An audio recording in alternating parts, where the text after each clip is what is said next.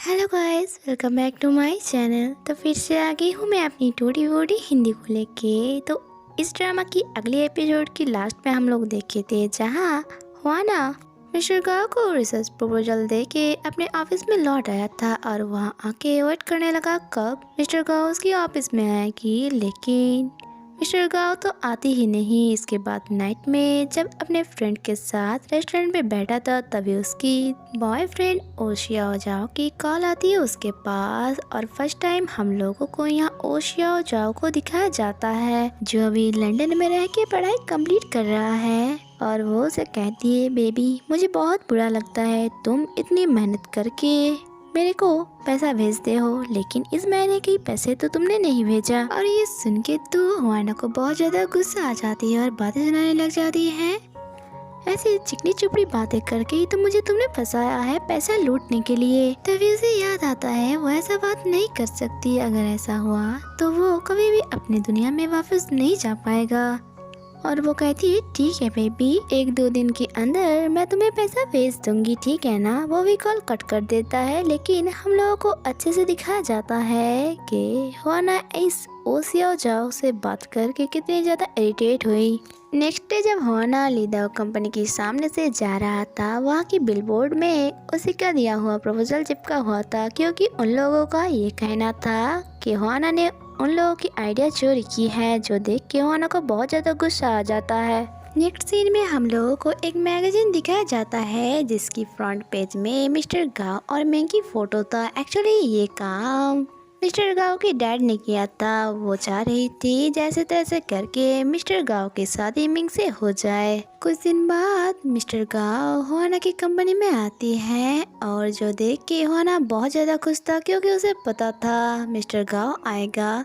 और इस कारण हुआना की बॉस भी उसके ऊपर इम्प्रेस हुई थी क्योंकि उसी की वजह से वो लोग लीदा कंपनी के साथ काम कर पाएगा। इसके बाद मिस्टर गाओ जब वहाँ से जा रहा था, हुआना को कहती है, तुम्हारी प्रपोजल मुझे बहुत अच्छा लगा इसलिए मैं चाहती हूँ तुम्हारे साथ काम करने की। कल मेरे ऑफिस में आके मिलना। जो सुन के हुआना सोचती, मैं ही तो जा रही थी। लेकिन खुशखबरी के साथ साथ बैड खबर था वो ये कि मिंग सीधा आ गया था हुआना की बॉस के पास। आप लोगों को तो पता ही है कि मिंग की डैड बहुत बड़ी एक कंपनी की मालिक है, इसलिए वो हुआना की बॉस के सामने एक प्रपोजल रखती है, अगर आप इस लड़की को जॉब से फायर कर दे तो मैं आपकी कंपनी के साथ डील करूंगी।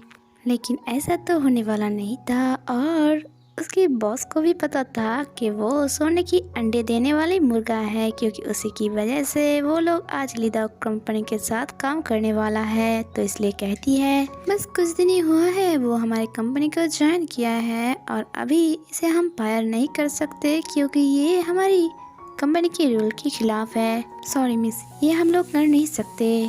और जब मिंग बाहर जाते हैं, हुआना उसे कहते हैं, अगर आप मिस्टर गाओ के लिए मेरे साथ ऐसा कर रहे हो तो आप गलत कर रहे हो। अगर यहाँ से मुझे फायर कर दिया गया तो मिस्टर गाओ अपनी कंपनी में जॉब में मुझे ले लेगा क्योंकि कुछ दिन हुए मैं एक प्रपोजल लिखा था जो मिस्टर गाओ को बहुत पसंद आया। इसलिए मुझे लगता है तुम मेरे ऊपर फोकस करने की बजाय मिस्टर गाओ को पटाने में फोकस करो। जो सुन के मिंग सोचती है, लड़की गलत तो नहीं कहा कुछ। नेक्स्ट डे हम लोग हुआना को देखते हैं जो सच के लीदा कंपनी में आ जाता है क्योंकि आज वो लोग डील के बारे में बात करेगा। यहाँ आके वो देख रहा था मिस्टर गाओ क्या क्या चीज पसंद करता है। तभी पेजर में जिसमें लिखा था, इस टाइम तुम्हारे लिए सिस्टम की तरफ से एक गिफ्ट है जो तुम्हारे लिए हेल्पफुल होगा। और सामने एक ग्लो की बोतल वो देखती है। वो सोचती इससे क्या होगा। तभी वो ग्लो आके गिरती है उसकी जैकेट में, जो देख के हुआना कहती है, क्या सिस्टम पागल हो गया है,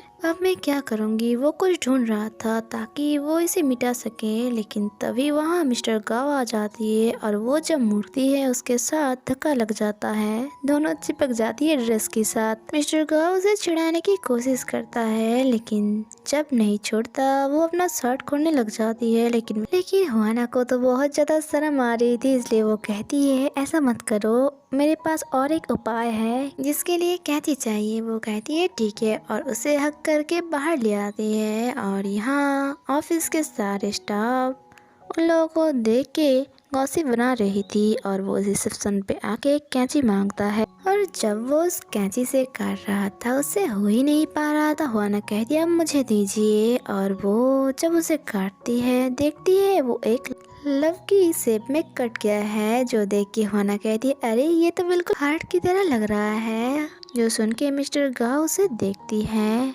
और वो चुप होकर कहती है सॉरी सॉरी मेरी वजह से आपकी इतनी अच्छा शर्ट खराब हो गया। मिस्टर गाओ कहती है जितने बार मैं तुमसे मिली हूँ कुछ ना कुछ प्रॉब्लम में ही पड़ी हूँ मैं, और इस बार भी ऐसा ही हुआ। वेल वो वहाँ से जा रहा था और उसके फेस में एक स्माइल था, मतलब मन में उसकी भी लड्डू फूट रहा था, बट वो दिखाती नहीं। जबकि ऑफिस की सारा स्टाफ उन दोनों को देख के ये सोच रहा था इन दोनों के बीच आखिर चल क्या रहे हैं। तभी मिस्टर गाओ की सेक्रेटरी आके उसे कहती है आप इस कंपनी और मेरे बॉस से थोड़ा दूर रहिएगा। कि अभी भी हुआना को तो मिस्टर गाओ की बॉडी के बारे में ही याद आ रही थी और वो शर्मा रही थी और हंस भी रहा था। लेकिन तभी उसे याद आता है वो यहाँ किस काम के लिए आया था। अगर वो काम पूरी नहीं की तो उसे बॉस के सामने जाके बातें सुनना पड़ेगा। इसके बाद हुआना जब कंपनी के बाहर आते हैं वहाँ मिस्टर गाओ के डैड उसके लिए वेट कर रहा था और उसे देख के कहती है कार में आके बैठो, तुमसे मुझे कुछ बात करनी है। और उसे कहती है कितने पैसे से तुम मेरे बेटे का पीछा छोड़ दोगे। वो कहती है बस मुझे 5 महीने की टाइम दे दीजिए। डैड कहती है क्यों, इस 5 महीने में तुम मेरे बेटे का क्या नुकसान करना चाहते हो। जो सुन के हुआना सोचती है इस इंसान से बात करके कुछ फायदा नहीं, कुछ पैसा लेके इसे पीछा छुड़ाती है और उसे 100 मिलियन देने के लिए कहती है।